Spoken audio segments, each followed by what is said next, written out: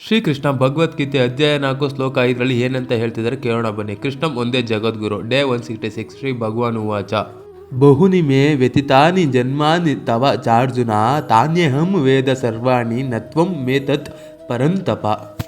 ಶತ್ರುಗಳ ಸಂಹಾರಕನಾದ ಅರ್ಜುನನೇ, ನೀನು ಮತ್ತು ನಾನು ಅನೇಕ ಜನ್ಮಗಳನ್ನು ಕಳೆದಿದ್ದೇವೆ.